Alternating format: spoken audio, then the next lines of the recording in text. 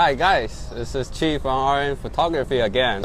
Since we're all students, pretty busy during the semester, and right now it's summer. Yeah, so we got to do another video. So today we talk about the Leica M2. So Leica M2 is a very special camera. It's a cheaper version of Leica M3, but it's not cheaper by any means in terms of quality and the function. So what's the difference between M3 and M2? In terms of look, M2 doesn't have a bump around the Frameline window, and also M2 has a different frame counter as the M3. So M3 has slightly more modern, despite the fact it's older frame counter on the over right shoulder of the camera. It has a glass, has a window, shows the frame you already shoot. But for the M2, you get a large brass metal ring, then you can turn manually for the frame count.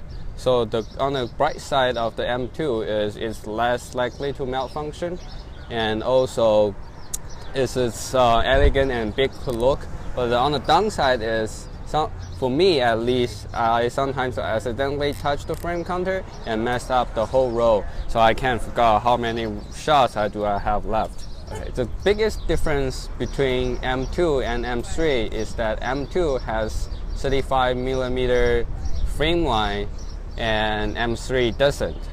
So M2 has 35, 50, and 90mm Frameline, and M3 is 50, 90, and 135. So the benefit of having M2 is that you can use 35mm lens and get the correct frame line without any big bulky goggle that you required on the M3. So a lot of photojournalists in the 50s and 60s, they really prefer M2 over M3.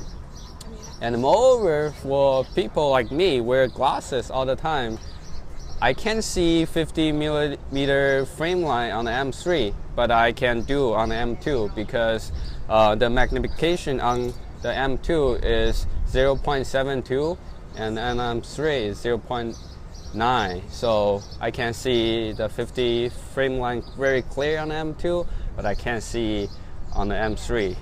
And also the benefit of M2 is giving you the frame line that if you do the focus, the frame line can actually change from infinity to the closest part, give you more accurate framing compared to the M3. It's more like a fit 50 frame line.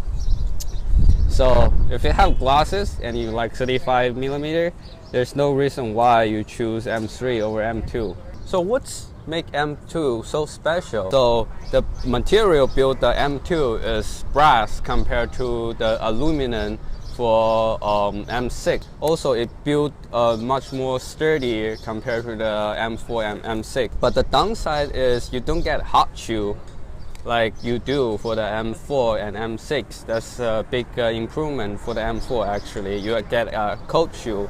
So in order to use flash, you have to use a PC sync cable from your flash to one of this hole here. But we use flashes on Leica anyways, so it's not a big deal.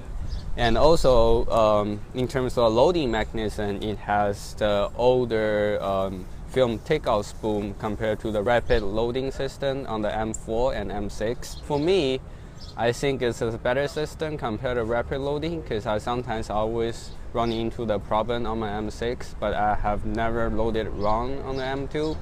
Okay, so now let me show you how to load film into a Leica M2. So first off, like all the Leica camera, you need remove your bottom plate, and especially for M2 and M3, you have another moving part. Is this film takeout spool. So this is make M2 and M3 a little bit complicated to load because you have 3 moving parts. Unless you have a table like this, it's really hard to load a film on the go for the newbies. But what I really like about this spoon is you can actually make sure your film is 100% going into the right side of your camera, unlike the another film SLR or like M4 and M6. You really have to guess if the right side is actually taking the gear is actually taking your film out of a cassette or not. Sometimes you have to risk the fact of expose your film to opening up, or it's really suck feeling that after you finish a roll you think, oh, I'm done, but open up your camera, the film never leave the cassette, so you're pretty much filing blank for a whole roll. So that's why I really like this system. It's more reliable in this way. Okay, once you put your film onto the takeout spoon, and there's an arrow, you stick your leading film into this little part and make sure you can see your film right here, which means you put the crack length into the spoon and you put the film into your camera like this and all the way down, and check out if the film is all the way in the window. And one of the most important part is see if the hole is right on your gear, which means the gear can carry out the film on the right side. Then close the camera, put on the back, and you expose 2 shots, you're good to go. And in this way you can get better film economy. For me, I can get around 38 to 37 frame out of a 36 exposed cassette. And one of the most important thing for M2, you have to remember to zero your frame counter. Otherwise you're gonna forget how many frames there are left. So after you load it, put the frame to number 1, then you're good to go. As a camera introduced in 1950s, Leica M2, like all the 35mm camera at that time, it's fully mechanic, which means no battery and no light meter. So if you consider get a Leica M2, you somehow have to prepare, have a very, very good eye, or have one of these, the light meter. Since this camera is fully mechanic and all the parts made in brass, it's one of the most smooth 35mm camera you can get. So if you have some mass-produced Nikon or Canon film camera, when you rewind your film with the lever, you're thinking sometimes you get all those jerky motion, and sometimes the film even stuck. It never happened in M2. A fully lubricated M2 like the one I have is very, very smooth and easy to use. It's almost like a pleasure to shoot like this. Oh, smooth. Also, like all the Leica M cameras before M7, this is M2 has those cloth shutter, which is extremely, extremely quiet, like this.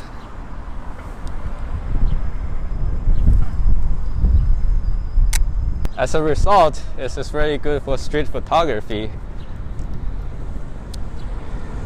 You may not already notice we're not over San Francisco anymore. We are right at Rochester, New York. It's like a totally different city, and it's somehow less exciting.